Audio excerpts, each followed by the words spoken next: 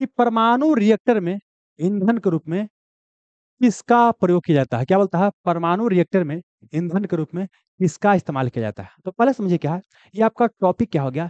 ये हो गया क्या? आपको नाभिकीय अभिक्रिया टॉपिक हो गया। परमाणु रिएक्टर पहला टॉपिक हो गया। इसको और ब्रेक कीजिएगा तो क्या हो जाएगा? नाभिकीय रिएक्टर है। नाभिकीय रिएक्टर हो गया नाभिकीय अभिक्रिया। नाभिकीय अभिक्रिया भी क्या होता है? दो तरह का होता है। एक होता है नियंत्रित नाभिक, एक होता है नाभिकीय विखंडन, एक होता है नाभिकीय संलयन। क्या होगा? नाभिकीय संलयन। और उसमें भी क्या होता है? फिर आगे होता है, फिर परमाणु बम क्या होता है, हाइड्रोजन बम क्या होता है। यहाँ सब क्या करना है? आपको पढ़ने का प्रयास करना है। तो आइए सबसे पहले समझते हैं क्या नाभिक। क्या समझते हैं? नाभिक देखिए, ये क्या होता है आपको? परमाणु। अब परमाणु के आपका सेंटर में होता है नाभिक। जैसे हमारा शरीर हो गया, यहाँ पर क्या हो गया? नाभि हो गया। ऐसे ही यहाँ पर क्या होता है? ये आपका परमाणु है। अब परमाणु के सेंटर में होता है नाभि। और यहाँ पर नाभिक में होता है न्यूट्रॉन और प्रोटॉन। क्या होता है? न्यूट्रॉन और प्रोटॉन होता है। और इसको मिला के बोलते हैं न्यूक्लियन। क्या बोलते हैं? न्यूक्लियन बोलते हैं। और इलेक्ट्रॉन जो होता है, चारों तरफ क्या होता है? चक्कर लगाता रहता है। चारों तरफ चक्कर लगाता रहता है। अब समझना क्या है, ये जो नाभिक है ना, नाभिक, ये नाभिक में क्या होता है? पूरा ऊर्जा होता है। नाभिक से क्या होता है? ऊर्जा। देखिए, नाभिक में जो समझिएगा एक और चीज, ये जो न्यूट्रॉन होता है, न्यूट्रॉन इस कोई चार्ज नहीं होता है। मतलब यह क्या होता है? आवेशहीन। क्या होता है? आवेशहीन। आवेशहीन होता है, आवेशहीन होता है। इस पर कोई चार्ज नहीं होता है। अब पी से प्रोटॉन, अब पी से क्या हो गया? पॉजिटिव चार्ज होता है। इलेक्ट्रॉन पर क्या होता है? आपको निगेटिव चार्ज होता है। ये 3 पॉइंट क्लियर रखिए, आगे समझ में बताएंगे तो वहां समझाने के लिए इस्तेमाल आएगा। प्रोटॉन पर पॉजिटिव, पॉज से प्रोटॉन, पॉज से पॉजिटिव, न से न्यूट्रॉन, न से नो चार्ज। आई से हो गया इलेक्ट्रॉन, इस पर क्या होता है? आपको निगेटिव चार्ज होता है। अब देखिए, न्यूक्लियस इसको बोलते हैं, नाभिक बोलते हैं, न्यूक्लियस बोलते हैं। इन न्यूक्लियस में पूरा एनर्जी होता है। अगर हम दो को परमाणु लेते हैं और दो नाभिक को क्या करते हैं? या तो हमें जोड़ते हैं, या तो क्या करते हैं कि दो नाभिक है और दोनों, सॉरी, एक नाभिक बहुत बड़ा है, एक बहुत बड़ा नाभिक है, इसको हम क्या करते हैं? तोड़ते हैं। देखिए, अगर हम जोड़ेंगे दो दो परमाणु के नाभिक को तो वहां पर भी एनर्जी निकलेगा। और जब इसको क्या करेंगे? तोड़ेंगे, ये ओके, तो वहां पर भी एनर्जी निकलेगा। लेकिन आप समझिएगा खुद, देखिए, कोई को तोड़ना हो, घर को तोड़ना बड़ा आसान होता है, लेकिन अगर घर को जोड़ना हो, नहीं होता है कि लड़ाई झगड़ा घर में होता रहता है, उसको मिला के रखना सबको, तो कितना मेहनत लगता है। लेकिन किसी को तोड़ना, जो बात बोल दिए, तुरंत ऐसे कह रहा था, लड़ जाता तुरंत है। अब यहाँ पे इसको अप्लाई कीजिए। यहाँ पर होता है क्या? देखिए, सेम तरह के चार्ज रहेगा तो रिपेल करता है, प्रतिकर्षित करता है। ये गुण क्या होता है कि अगर लड़का लड़का रहेगा तो इसके बीच दोस्ती क्या होगा? नहीं होगा। एक लड़की अगर लड़का आ जाए, देखिए कैसे एकदम तुरंत दोस्ती हो जाता है। वैसे क्या है कि प्लस प्लस चार्ज रहेगा तो एक दूसरे को दूर भगाएगा। निगेटिव नेगेटिव रहेगा, दूर भगाएगा। लेकिन एगो प्लस एगो नेगेटिव, बोले कि आ जा रे, तुझे प्यार है, पुकार है, नजदीक बुला लेगा। अब यहाँ पर समझना क्या है, देखिए, दो नाभिक है, नाभिक दो गो है, दो परमाणु है। तो यहाँ पर क्या है कि यहाँ पर पॉजिटिव चार्ज होगा, क्योंकि यहाँ पर नाभिक के अंदर न्यूट्रॉन प्रोटॉन है, यहाँ पर भी चार्ज होगा। अब इसको दोनों को क्या करना है? जोड़ना है। तो जोड़ने में लगता है एनर्जी बहुत ही ज्यादा। जोड़ने को बोलते हैं कुछ नाभिकीय संलयन अभिक्रिया। क्या बोलते हैं? नाभिकीय संलयन बोलते हैं, नाभिकीय संलयन बोलते हैं। और जब एक नाभिक को तोड़ेंगे, और तोड़ के क्या करेंगे? तोड़ेंगे तो क्या होगा? फिर छोटा छोटा नाभिक में क्या होगा? बदलेगा, एनर्जी रिलीज होगा। इसको बोलते हैं नाभिकीय विखंडन। क्या बोलते हैं? नाभिकीय विखंडन। अब इसको और समझाते हैं। देखिए क्या बोले, हमने बोला क्या कि नाभिक के अंदर होता है एनर्जी। अब नाभिक को जोड़ रहे हैं कि नाभिक को तोड़ रहे हैं, उसके आधार पे क्या होता है? आपका नाभिकीय रिएक्शन होता है। तो हमने क्या बोला कि नाभिकीय रिएक्शन के आधार पर क्या होता है? आपका दो तरह का, एक क्या बोले आपका? नाभिकीय संलयन। क्या बोले? नाभिकीय संलयन। एक क्या होता है? नाभिकीय विखंडन। नाभिकीय विखंडन होता है, नाभिकीय विखंडन होता है। अब देखिए, संलयन को बोलते हैं fusion, nuclear fusion, nuclear fusion बोलते हैं। अब विखंडन को बोलते हैं न्यूक्लियर फिजन। क्या बोलते हैं? न्यूक्लियर फिजन बोलते हैं। अब यहाँ पर समझिए, पहले आपको नाभिकीय संलयन को समझाते हैं। देखिए, यहाँ पर क्या होता है कि दो गो हल्का हल्का नाभिक क्या होता है? जुड़ के बड़का नाभिक में बदलता है, और उसके बाद क्या होता है? यहाँ पर एनर्जी रिलीज होता है। क्या बोले? नाभिकीय संलयन अभिक्रिया ऐसी अभिक्रिया है जहां पर क्या होता है? दो हल्का हल्का नाभिक जुड़ता है, बड़ा भारी नाभिक बनता है, भारी मात्रा में एनर्जी रिलीज होता है। इसको बोलते हैं नाभिकीय संलयन अभिक्रिया। जैसे देखिए, पूरा जो ऊपर ब्रह्मांड है, ब्रह्मांड की बात करते हैं। देखिए, पूरा ब्रह्मांड मतलब यूनिवर्स की बात करते हैं, सबसे ज्यादा हाइड्रोजन पाया जाता है। क्वेश्चन पूछा गया दरोगा में कि ब्रह्मांड में सबसे ज्यादा मात्रा में पाए जाने वाला तत्व कौन है? हाइड्रोजन है। और हाइड्रोजन बाद में क्या बनता है? हीलियम है। तो सबसे ज्यादा हाइड्रोजन पाया जाता है, उसके बाद हीलियम। तो जितना सूर्य है, सूर्य एक तरह का तारा है, पृथ्वी का सबसे नजदीक का तारा कौन है पूछेगा? सूर्य है। तो सुनिए, चाहे सूर्य की बात करेगा, चाहे कोई और स्टार या तारा की बात करेगा, वहां उसका ऊर्जा का जो सोर्स होता है, तारे का पास अपना ऊर्जा होता है। ऊर्जा कैसे निकलता है, तो हाँ, आपको क्या होता है कि हाइड्रोजन हाइड्रोजन क्या होता है, मिलता है और बनता है हीलियम। मतलब क्या बोले कि वहां पर दो नाभिक हल्का हल्का जुड़ता है और भारी नाभिक में क्या होता है, बदलता है। ऐसी अभिक्रिया को बोलते हैं नाभिकीय संलयन अभिक्रिया। तो मतलब सूर्य या तारा का ऊर्जा का सोर्स कुछ हो गया, नाभिकीय संलयन अभिक्रिया हो गया पहला पॉइंट। अगला क्या हुआ कि नाभिकीय संलयन अभिक्रिया में कौन एटम जुड़ता है, हाइड्रोजन एटम जुड़ता है और क्या बनता है, हीलियम। और हाइड्रोजन कई तरह समस्थानिक होता है, उसमें क्या होता है आपका पोर्टियम होता है, ड्यूट्रियम होता है, टाइटियम होता है। तो उसको हम बाद में समझा देंगे, इसको यहाँ पर छोड़ देते हैं तो कंफ्यूजन फिर हो जाएगा। तो क्या बोले कि हाइड्रोजन मिलकर क्या बना, आपको हीलियम बन गया। सुनिएगा, तो हम बनाते हैं एक क्या होता है आपको हाइड्रोजन बम, क्या बोलते हैं, हाइड्रोजन बम, हाइड्रोजन बम। तो हाइड्रोजन जो बम बनाते हैं उसका भी क्या होता है, सोर्स आपका होता है नाभिकीय संलयन। तो नाभिकीय संलयन क्या, सूर्य एवं तारों का ऊर्जा का सोर्स नाभिकीय संलयन अभिक्रिया हो गया। हाइड्रोजन बम का ऊर्जा का सोर्स क्या हो गया, नाभिकीय संलयन अभिक्रिया हो गया, है ना। अब सुनिएगा, नाभिकीय संलयन अभिक्रिया में इसको जोड़ना है तो बहुत हाई प्रेशर और हाई टेम्परेचर की आवश्यकता पड़ता है। देखिए, दो का ब्याह हो गया, लड़का लड़की का, दोनों तो बदमाशे है, नहीं बोलता कि हम रहबे नहीं करेंगे, रहबे नहीं करेंगे। तो घर वाला प्रेशर देता है कि जूता चप्पल है कि बदल देगा। रोज रोज ब्याह शादी होता है, उसे दबाता है दोनों तरफ से, नैहरों से सासुरों से। तो फिर क्या होता है, मिल करके रहता है। तो मतलब क्या कि यहाँ प्लस प्लस दोनों है, तो सेम तरह के चार्ज को जोड़ना है तो बड़ा इफर्ट लगाना पड़ेगा। तो पूछे कि नाभिकीय संलयन में क्रिया या नाभिकीय विखंडन में किसमें ज्यादा ताप की आवश्यकता पड़ेगा, दाब की आवश्यकता पड़ेगा, नाभिकीय संलयन अभिक्रिया में। और यहाँ ऊर्जा भी क्या होगा, बहुत ज्यादा क्या होगा, मुक्त होता है जब रिएक्शन होता है तब। ये आपको समझ में आ गया। अब एक और चीज देखिए, हाँ, नाभिकीय संलयन के बाद आना नाभिकीय विखंडन पर। यहाँ पर क्या होता है, एक भारी नाभिक क्या होता है, हल्का हल्का नाभिक में क्या होता है, टूट जाता है और यहाँ पर भी एनर्जी रिलीज होता है। रिलीज एनर्जी दोनों जगह होगा, लेकिन ज्यादा कहाँ रिलीज होगा, यहाँ पर ज्यादा होगा। अब विखंडन में क्या होता है, कम ऊर्जा रिलीज होता है। अब सुनिएगा, जो नाभिकीय विखंडन रिएक्शन होता है ना, इसका प्रयोग करके क्या करते हैं, परमाणु बम, क्या करते हैं, परमाणु बम बनाते हैं। तो देखिए, नाभिकीय विखंडन जो अभिक्रिया अगर हो रहा है, इसको और समझाते हैं। देखिए, नाभिकीय विखंडन जो अभिक्रिया हो रहा है, तो ये भी होता है दो तरह का। देखिए, मैं क्या बोले कि देखिए, अगर नाभिक को तोड़ना है ना तो अपने से नहीं टूटता है। यहाँ पर क्या है कि मंद गति के न्यूट्रॉन क्या करते हैं, मंद गति के क्या करते हैं, न्यूट्रॉन से प्रहार करवाते हैं। जब प्रहार करवाते हैं तो क्या होता है कि नाभिक क्या होता है, टूटता है। और टूटने के बाद क्या होता है कि यहाँ पर तीन गो क्या हुआ, न्यूट्रॉन क्या हुआ, तीन गो न्यूट्रॉन निकलेगा। आई तीन गो क्या करेगा, फिर तोड़ेगा, मतलब एक न्यूट्रॉन तीनों का तोड़ तीन गो निकालेगा। तो तीन तिया नौ, नौ तिया सताईस, सतिया इक्यासी, इक्यासी तिया, ऐसी एक रिएक्शन बन जाता है, उसको बोलते हैं चेन रिएक्शन। क्या बोलते हैं, चेन रिएक्शन। अब समझिए क्या है कि यह जो विखंडन की अभिक्रिया हो रहा है, तो जो परमाणु बम जो हम बनाते हैं उसी वही तो होता है कि भाई लगातार हो रहा है, लगातार हो रहा है, विखंडन हो रहा है। परमाणु बम में क्या होता है, नाभिकीय विखंडन अभिक्रिया, क्या होता है, नाभिकीय विखंडन होता है। अब आप सोच के देखिए, यहाँ पर क्या हो रहा है कि एक न्यूट्रॉन इस पर बम्बार्ड किया नाभिक पर, तो तीन गो न्यूट्रॉन बनाया। आई फिर क्या करेगा, सब तीन तीन पर करेगा। अब क्या है, लगातार ऐसे चलते रहेगा तो रिएक्शन हो जाएगा अनकंट्रोल, अनियंत्रित हो जाएगा। तो परमाणु बम बहुत विनाश कर देगा। अभी क्या है कि हम चाहते हैं कि इसको क्या किया जाए, दो को कंट्रोल कर ले, दो को कंट्रोल कर ले। हम कुछ ऐसा मेटल का इस्तेमाल करेंगे या कुछ ऐसा मटेरियल का इस्तेमाल करें जो दो क्या करेगा, इसको क्या करेगा, अवशोषित कर लेगा। अब एक एक को बचेगा तो फिर एक एक को तोड़ेगा। तो यह इसको बोलते हैं कि यह क्या हो गया, रिएक्शन कंट्रोल हो गया। कंट्रोल करने के आधार पर रिएक्शन को, जो नाभिकीय विखंडन है, उसको दो भाग में क्या करते हैं, बांटते हैं। एक भाग को बोलते हैं आपको नियंत्रित, क्या बोलते हैं, नियंत्रित नाभिकीय विखंडन, नाभिकीय विखंडन अभिक्रिया, विखंडन अभिक्रिया। आयोग को बोलते हैं अनियंत्रित, अनियंत्रित, अनियंत्रित नाभिकीय विखंडन। हम खाली अनियंत्रित लिखते हैं, आप लोग समझ जाइएगा। तो सुनिए क्या बोले, नियंत्रित का मतलब होता है कंट्रोल, अयोग्य अनकंट्रोल। तो सुनिए, जो परमाणु बम होता है, क्या बोले, परमाणु बम होता है, परमाणु बम सुने होंगे ना कि हिरोशिमा नागासाकी पर परमाणु बम गिराया गया था। तो जो परमाणु बम था ना, वो क्या था, अनकंट्रोल था। इसीलिए क्या होता है कि रिएक्शन लगातार बहुत होते रहता है, बहुत हानि पहुंचाता है। तो यह बहुत ही क्या होता है, खराब होता है। परमाणु बम क्या होता है, बहुत ही खराब होता है।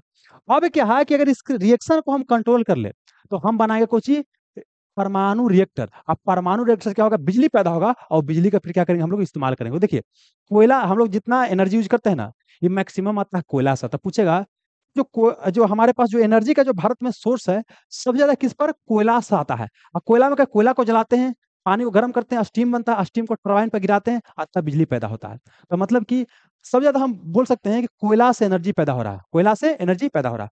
अब क्या है कि न्यूक्लियर रिएक्शन की बात करते हैं। इतना अगर नाभिक जला देंगे थोड़ा सा ना, ये पूरा क्या होगा, जहानाबाद पूरा पटना की एनर्जी दे देगा। तो यह क्या होता है, ज्यादा क्या होता है, कम मात्रा में ज्यादा एनर्जी आपको देता है। तो इसलिए क्या है कि नाभिकीय रिएक्टर का प्रयोग किया गया। तो अब सुनिए क्या बोले कि नाभिकीय रिएक्टर, क्या बोले, नाभिकीय रिएक्टर, नाभिकीय रिएक्टर, रिएक्टर, इसी को बोल देंगे परमाणु रिएक्टर। क्या बोल देंगे, परमाणु रिएक्टर बोल देंगे। पूछेगा कि परमाणु रिएक्टर कौन अभिक्रिया पर है, हालांकि संलयन कि विखंडन, तो विखंडन। अब पूछेगा कि नियंत्रित नाभिकीय विखंडन कि अनियंत्रित, तो क्या हो गया आपको, नियंत्रित। क्या हो गया आपको, नियंत्रित हो गया। यहां तक समझ में गया। अब सुनिए यहां पर क्या है कि दोनों को परमाणु बम के बारे में कुछ कहानी बताना है और कुछ कहानी बताना है आपको नाभिकीय रिएक्टर के बारे में। एक एक करके बताने का प्रयास करते हैं। पहले हम परमाणु बम शुरू करते हैं। परमाणु बम की बात करते हैं तो क्या है, इसके जनक बोलते हैं ओपन, क्या बोलते हैं, ओपेनहाइमर, ओपेनहाइमर। भाई क्वेश्चन जानते हैं, बड़ी महत्वपूर्ण, जानते हैं क्यों, देखिए अभी ओपेनहाइमर नामक सिनेमा बना था और उसको क्या है कि आपको मिला है ऑस्कर पुरस्कार है। ऑस्कर पुरस्कार क्या होता है कि बोल सकते हैं फिल्म जगत का सबसे बड़ा पुरस्कार होता है ऑस्कर पुरस्कार, जो कि अमेरिका में दिया जाता है। तो ये ऑस्कर पुरस्कार मिला है। तो इस कारण से ये बहुत पूरा टॉप के बहुत ज्यादा क्या चर्चा में। अब ऐसा नहीं कि वही पूछा, कुछ पूछ सकता है। तो देखिए यहाँ पर परमाणु बम के पिता या जनक बोलते हैं ओपेनहाइमर को, जबकि हाइड्रोजन बम पूछेगा तो टेलर किसको बोलते हैं, एडवर्ड टेलर। क्या नाम है, Edward Teller, Edward, Edward Teller को बोलते हैं, एडवर्ड टेलर को बोलते हैं हाइड्रोजन बम का पिता। और यहाँ क्या बोलते हैं आपको, ओपेनहाइमर को आपको परमाणु बम का पिता कहते हैं। कुछ और समझाते हैं, पहले परमाणु बम के बारे में कहानी समझाते हैं। परमाणु बम, परमाणु बम देखिए अमेरिका द्वारा सबसे पहले परमाणु बम का इस्तेमाल किया गया था किसके ऊपर, जापान के ऊपर। तो पूछेगा कि सबसे पहले परमाणु बम का प्रयोग किसने किया, अमेरिका ने। किस पर किया, जापान पर। देखिए 1939 से लेकर के आपको 45 तक सेकेंड वर्ल्ड वार, द्वितीय विश्व युद्ध चल रहा था और एक तरफ अमेरिका था, एक तरफ जापान था। जापान हारने के लिए, हारने का नाम नहीं ले रहा था। तो इसीलिए क्या किया, उसके ऊपर परमाणु बम गिरा दिया गया। अब परमाणु बम गिराने के बाद फिर जापान ने क्या किया, मतलब बोल सकते हैं समर्पण कर दिया अमेरिका के सामने। तो यहाँ समझना क्या है कि जो परमाणु बम की बात करते हैं, पूछेगा कि जो परमाणु बम गिराया गया था, ये सबसे पहला परमाणु बम कब गिराया गया, आज सेकंड नंबर का। तो सुनिए सबसे पहला बार परमाणु बम बात करते हैं 6 अगस्त, 6 अगस्त 1945 को। ये सब क्वेश्चन पूछेगा अलग अलग तरीका से। अगला क्या, 9 अगस्त, मतलब 6 पलट दीजिए तो 9 हो जाएगा। तो अगला क्या, 9 अगस्त 1945। देखिए यहाँ पर क्या है कि हिरोशिमा पर, कहाँ गिराया गया, हिरोशिमा पर, हिरोशिमा पर। और अगला कहाँ, नागासाकी पर, नागासाकी पर गिराया गया। देखिए यहाँ से कई सारा क्वेश्चन निकलेगा, हम सबको एक जगह आपको समझाएंगे। थोड़ा सा आप लोग खाली पेशेंस रखिएगा, उबियाइएगा नहीं। देखिए हिरोशिमा पर जो परमाणु में गिराया गया था, इसको नाम रखा गया था लिटिल बॉय। क्या, लिटिल बॉय, लिटिल बॉय रखा गया था, बॉय। और यहाँ पर जो परमाणु बम गिराया गया था उसका नाम रखा गया था फैटमैन, फैटमैन रखा गया था। और यहाँ पर क्या है, यूरेनियम का प्रयोग किया गया था। यहाँ पर किसका, प्लूटोनियम का, प्लूटोनियम का प्रयोग किया गया था। तो बोले यहाँ पर प्लूटोनियम, क्या बोले आपको, ये थोड़ा सा प्लूटोनियम का प्रयोग किया गया था। अब क्वेश्चन क्या क्या बनेगा सुनिए, इस दरोगा में क्वेश्चन क्या पूछा गया है, विश्व का पहला परमाणु आपदा कब आया था। देखिए जो जापान, जापान के जो हिरोशिमा शहर पर अमेरिका ने जो बम गिराया था, ये परमाणु का पहला घटना आपदा हुआ था। आपदा मतलब अचानक से कुछ घटित हो गया। तो यह क्या था, विश्व का पहला परमाणु आपदा। ये क्या है, विश्व का आपका दूसरा परमाणु आपदा हो गया। पहला परमाणु बम 6 अगस्त को गिराया गया, और कहाँ, हिरोशिमा पर। और इसका रखा गया लिटिल। अब अगला गिराया गया नागासाकी पर, और यहाँ पर रखा गया फैटमैन। अब भुलाइएगा, पूछता है कि पहले कौन बाद में कौन, तो याद कीजिए पहले छोटका गिरा के देखा गया, लिटिल लिटिल लिटिल लिटिल गिरा के देखा, लिटिल मतलब छोटा गिरा के देखा। ओकरो से नहीं माना तो बोला कि आपके बड़का गिराएंगे, फैट गिराएंगे। तो पहला क्या, लिटिल, और बाद में क्या, फैट। अब आपसे क्वेश्चन पूछा गया कि जब 6 अगस्त 1945 को हिरोशिमा पर जो लिटिल बॉय बम गिराया गया था, उसमें कौन सा नाभिक का प्रयोग किया गया था, किस समस्थानिक का प्रयोग किया गया था। तो यहाँ पर यूरेनियम का, दूसरा में किसका, प्लूटोनियम का। तो यह भुलाइएगा किस पर यूरेनियम, किस पर प्लूटोनियम, तो इसको ऐसे याद कीजिए, यूपी, यूपी, यूपी। पहले यू और बाद में क्या, पी। तो पहले यूरेनियम का इस्तेमाल किया गया था और बाद में क्या हो गया, आपको प्लूटोनियम का प्रयोग किया गया था। ठीक हो गया आपको प्रमुख परमाणु आपदा, दो को आपको याद रखना है। अब सुनिए बिहार दुर्गा एग्जाम में क्या देखा गया है कि और भी टॉपिक से इससे क्वेश्चन आ रहा है, उसको भी परमाणु आपदा को हम यहीं पे क्या करते हैं, आपको बताने का प्रयास करते हैं। सुनिए एक आपने नाम सुना होगा, यूक्रेन, नाम सुना, यूक्रेन, यूक्रेन। यूक्रेन में क्या है कि चेरनोबिल, क्या बोले, चेरनोबिल, चेरनोबिल, चेरनोबिल में क्या था कि परमाणु रिएक्टर बनाया गया था। पहले देखिए यूक्रेन पहले सोवियत संघ का पार्ट हुआ करता था। तो बाद में क्या 1991 में टूट गया सोवियत संघ, तो क्या हो गया, अलग हो गया। तो वर्तमान में क्या है, रूस उसका सबसे बड़ा पार्ट है। और रूस और यूक्रेन के बीच लड़ाई चल रहा है, तो ये भी क्वेश्चन आ सकता है। तो चेरनोबिल परमाणु दुर्घटना कहाँ घटित हुआ था? यूक्रेन में हुआ था। ये कब? 1986 में, 1986 के आसपास, 1986 के आसपास घटित हुआ था। ये कहाँ? यूक्रेन में। एक और क्या है आपका? फुकुशिमा। क्या है? फुकुशिमा। फुकुशिमा परमाणु दुर्घटना, ये आपका 2011 में घटित हुआ था। कहाँ? जापान में। कहाँ? जापान में। जापान। ये परमाणु रिएक्टर में क्या था? लीकेज हो गया था, इस कारण से बहुत सारा बोल सकते हैं कि परेशानी आ गया था। तो बोलिए क्या? यूक्रेन में चेरनोबिल हो गया, जापान में क्या हो गया? फुकुशिमा हो गया। एक और देखिए, परमाणु आपदा तो नहीं है, लेकिन यहां से भी क्वेश्चन आता है। देखिए, भारत में क्या हुआ था? मध्य प्रदेश के भोपाल में। क्या? मध्य प्रदेश के भोपाल में। इसको बोलते हैं भोपाल गैस त्रासदी। क्या बोलते हैं? भोपाल गैस त्रासदी। भोपाल गैस त्रासदी घटना हुआ था। ये दो दो दो दिसंबर, क्या था? 2 दिसंबर को रात को, 2 दिसंबर को रात को हुआ था। 2 दिसंबर 1983 शायद हुआ था। इसको हम थोड़ा सा देखिए, इसको थोड़ा सा डेट वेरीफाई कर लीजिए, हमको ध्यान नहीं आ रहा। क्या बोले? 2 दिसंबर 1983 को हुआ। ऐसा करते हैं, थोड़ा देख लेते हैं, क्योंकि देखिए गलती बताने से अच्छा है, रुकिए थोड़ा सा। भोपाल,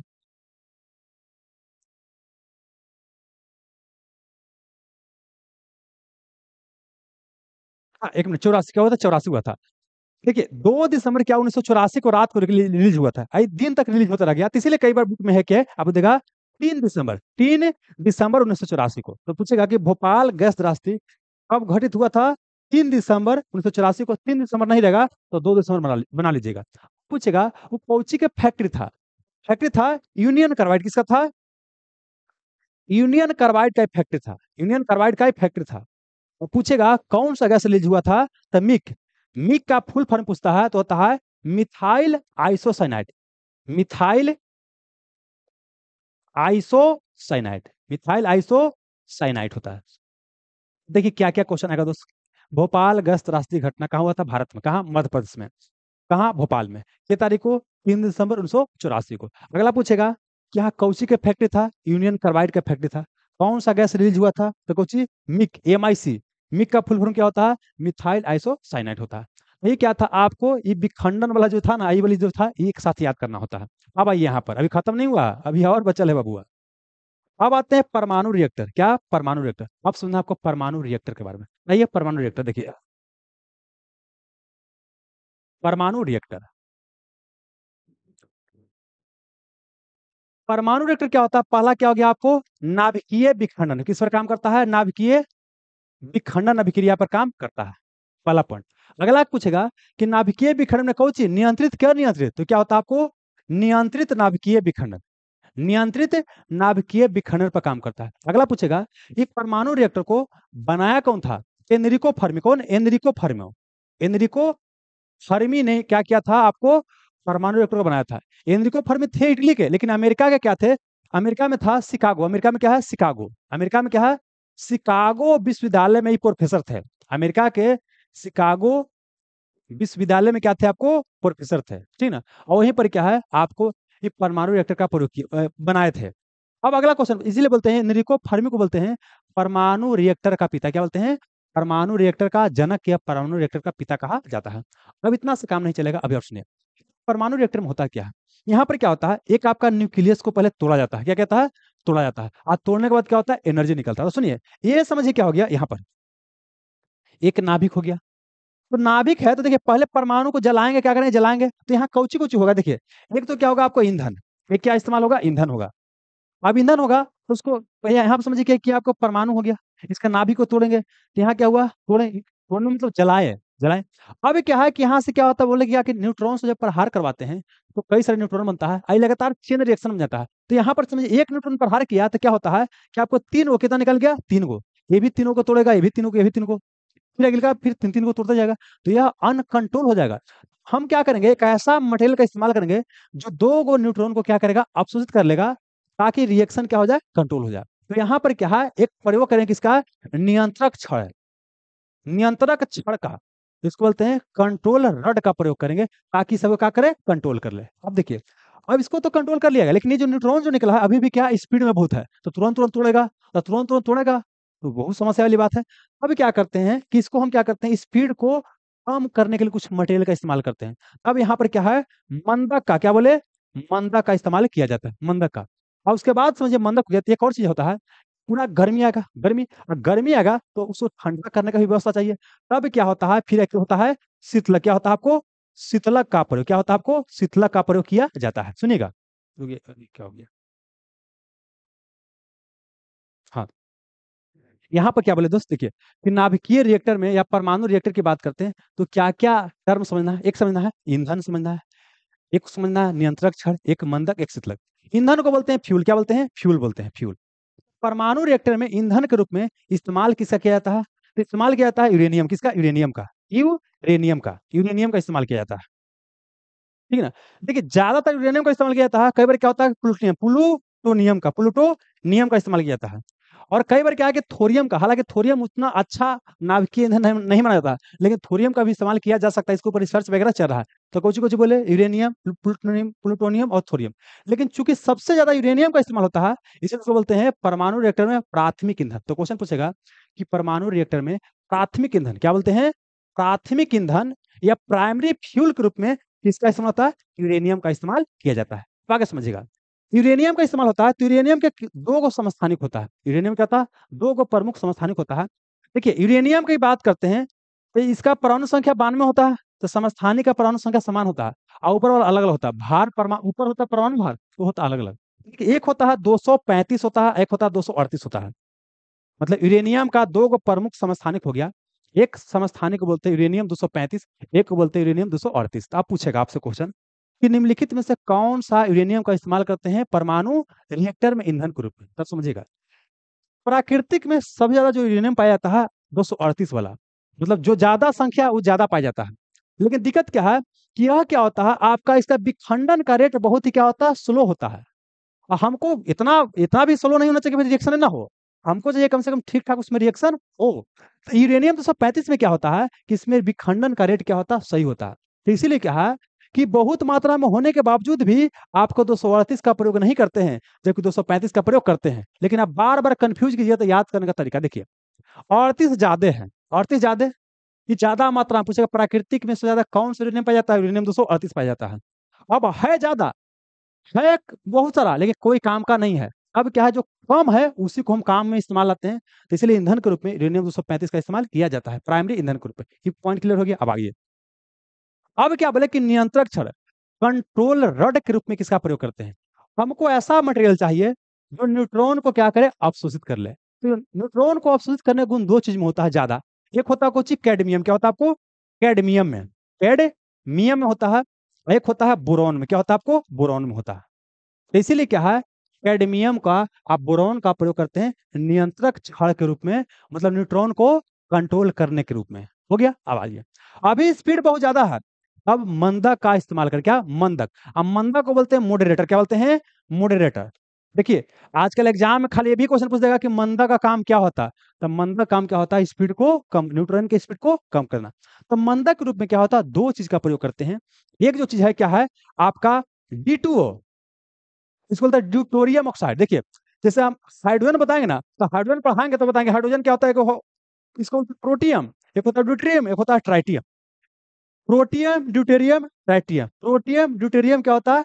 ट्राइटियम होता है। तो यहाँ पर क्या बोले कि आपका ड्यूटेरियम है, ड्यूटेरियम का इस्तेमाल किया जाता है। मतलब हाइड्रोजन कहीं क्या है, समस्थानिक है। इसका होता है D2।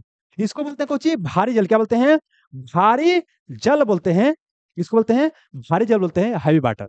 और ये क्या इस्तेमाल होता है आपको मॉडरेटर ग्रुप में आपका, ग्रेफाइट। क्या होता है? ग्रेफाइट होता है। क्या बोले कि मंदा के रूप में इस्तेमाल होता है, कौची होता है D2O, और क्या होता है? ग्रेफाइट का होता है। अब समझिएगा, शीतलक या कूलेंट के रूप में किसका इस्तेमाल होता है? तो इसके रूप में आप D2O का भी इस्तेमाल कर सकते हैं। इसके अलावा क्या, H2O का। देखिए D2O को बोलते हैं किसका, भारी जल। क्या बोलते हैं? भारी जल। और आपका H2O को बोलते हैं साधारण जल। क्या बोलते हैं? साधारण जल, साधारण जल बोलते हैं। तो देखिए जो साधारण जल होता है इसका हम पीने के रूप में इस्तेमाल करते हैं, और इसका क्या होता है, या तो हम मॉडरेटर के रूप में इस्तेमाल करेंगे मंदक के रूप में, या तो शीतलक के रूप में इस्तेमाल करेंगे। अब इतना से काम नहीं चलेगा। अब क्या है कि और कुछ देखिए, सबको आपस में इंटरलिंक करना है। जैसे यहाँ बता देते क्या है कि साधारण जल भारी जल में अंतर। अब देखिए इसको पीने में, इसको परमाणु रिएक्टर में इस्तेमाल करते हैं। अब इसका पूछता है कि अणुभार कितना होता है। तो इसका अणुभार होता है आपका 16 होता है। सॉरी, इसका अणुभार कितना होता है, देखिए ऑक्सीजन का क्या होता है 8 दूनी 16 होता है, यहाँ होता है 2 18। कितना हो गया? 18 हो गया, और इसका होता है 20 होता है। ये कैसे आता है आपको जब समस्थानिक बताएंगे ना, हाइड्रोजन का तब बताएंगे, फिलहाल समझिए। इसका क्या होता है? साधारण जल का आपका 18 होता है, जबकि भारी जल की अगर हम बात करते हैं तो कितना होता है आपका? 20 होता है, अनुभार होता है। यहाँ समझ में आ गया? अब देखिए, चूंकि हम यहाँ क्या बोले, ग्रेफाइट के बारे में चर्चा करते हैं, तो आपका काम क्या है? ग्रेफाइट और हीरा को साथ में कंबाइन करके पढ़िएगा। जब क्वेश्चन आ गया तो हम बताएंगे कि ग्रेफाइट और हीरा में क्या अंतर होता है। फिलहाल हम ग्रेफाइट का प्रयोग बताते हैं। पहला ग्रेफाइट का जो प्रयोग होता है, यहाँ पाइए। पहला क्या बोले कि जो ग्रेफाइट का प्रयोग होता है, क्या चीज में होता है तो बताइए। पहला ग्रेफाइट का प्रयोग होता है आपको, आपका मॉडरेटर के रूप में। क्या हो गया? परमाणु रिएक्टर में मॉडरेटर के रूप में। अगला क्या होता है? इसको पेंसिल, हम लोग जब पेंसिल यूज करते हैं ना, पेंसिल, तो यही ग्रेफाइट होता है। क्या होता है? ग्रेफाइट होता है। ग्रेफाइट अधातु है, कार्बन का प्रूफ होता है, लेकिन फिर भी क्या होता है? धातु हो तो भी क्या है? सुचालक है। एकमात्र धातु है जो क्या है आपको? सुचालक है। तो ग्रेफाइट के बारे में आगे बताएंगे, अभी मोटे मोटे बताने का प्रयास करेंगे, बहुत चीज बताएंगे ना तो खत्म नहीं होगा। क्योंकि देखिए, हम पढ़ाने लेंगे ना तो एक टॉपिक जानते हैं, भर दिन प्रभावित रह जाएंगे, लेकिन उसका भी एक सीमा होता है ना। आप लोग उब जाइएगा ना, इतने में कितने भाग गया होगा। आइए, पहला हो गया पेंसिल के रूप में इस्तेमाल करते हैं। अगला बाबू क्या बोले? मंदक रूप में इसका इस्तेमाल करते हैं। और अगला क्या होता है? देखिए, मशीन में चलता है तो वहाँ फ्रिक्शन होता है। फ्रिक्शन को कम करने के लिए वहां पर मोबिल वगैरह, ग्रीस वगैरह क्या करते हैं? डाल देते हैं। लेकिन जहां भारी भारी मशीन होता है वहां ग्रीस और मोबिल से काम नहीं चलता है। वहां पर क्या है? डाला जाता है किसका? ग्रेफाइट में। तो भारी मशीन में क्या बोले? भारी जो मशीन चलता है, भारी मशीन जो चलता है, भारी मशीन में क्या होता है? इसको लुब्रिकेंट, क्या बोले? लुब्रिकेंट। लुब्रिकेंट को बोलते हैं स्नेहक। क्या बोलते हैं? स्नेहक। तो ग्रेफाइट का इस्तेमाल भारी मशीन में स्नेहक के रूप में करते हैं। इसके पास जानते हैं ग्रेफाइट के पास होता है कूलिंग प्रॉपर्टी। कूलिंग मतलब ठंडा करने वाला गुण भी होता है। इसी कारण से इसका स्नेहक के रूप में इस्तेमाल किया जाता है। तो ये सब क्या, इतना सारा चीज आपको पता होना चाहिए था। जब एक बार में समझ में नहीं आएगा तो वीडियो के एक बार पीछे कीजिएगा और क्या कीजिएगा? देख लीजिएगा। ऑफलाइन क्लास में रहता था, पीछे एक बार फिर से रिवाइज करवा देते हैं, लेकिन यहाँ क्या कीजिएगा कि आप पीछे वीडियो कर लीजिएगा, एक बार देख लीजिएगा। अब आते हैं क्वेश्चन पर। मतलब देख रहे हैं बाबू कैसे पढ़ा जाता है। आइए, परमाणु रिएक्टर में ईंधन के रूप में किसका इस्तेमाल करते हैं बताइए। आइए, ग्रेफाइट। ग्रेफाइट का इस्तेमाल मंदक रूप में करते हैं बाबू, ये तो आंसर होगा नहीं, है ना। अब ये भी सुनिए, ये भी क्वेश्चन पूछता है कि परमाणु रिएक्टर में ग्रेफाइट का इस्तेमाल किस रूप में करते हैं। आपका ऑप्शन जानते क्या रहेगा? एक रहेगा स्नेहक रहेगा, एक रहेगा मंदक रहेगा। अब पूछ ले है कि परमाणु रिएक्टर में ग्रेफाइट का इस्तेमाल किस रूप में करते हैं। अब पहला में स्नेहक देखे, ग्रेफाइट का प्रयोग स्नेहक रूप में किया जाता है। आप बना के चलाएं कि हमर सही, ये हो गया गलती। यहाँ परमाणु रिएक्टर में पूछ ले है, तो परमाणु रिएक्टर में क्या होता है? ग्रेफाइट का प्रयोग क्या होता है आपको? मंडक के रूप में होता है। ध्यान रखिए, क्वेश्चन को पढ़िएगा वहां ध्यान से, ठीक तो होगा नहीं। आते हैं कैडमियम का छड़ और बोरॉन का छड़, एक कंट्रोलर रॉड, नियंत्रक छड़ के रूप में प्रयोग होता है। तो ये भी आपका नहीं होगा। अब आइए, यूरेनियम 238 की बात करते हैं। ये बहुत मात्रा में है, लेकिन इसके पास बहुत ही रिएक्शन विखंडन क्या होता है? कम होता है, तो इसका इस्तेमाल नहीं करते हैं। यूरेनियम का सबसे ज्यादा कौन समस्थानिक पाया जाता है? आपका यही पाया जाता है, लेकिन इसका इस्तेमाल नहीं करते हैं। अब क्या बोले कि कम पाया जाता है, लेकिन इसी का इस्तेमाल करते हैं परमाणु रिएक्टर में ईंधन के रूप में। यह क्या हो गया आपको? Primary fuel. क्या हो गया? परमाणु प्राइमरी फ्यूल या प्राथमिक ईंधन हो गया। तो कहने का मतलब क्या है? ऐसे करके बाबू पढ़िएगा तो ज्यादा अच्छा होगा। आगे बढ़िए।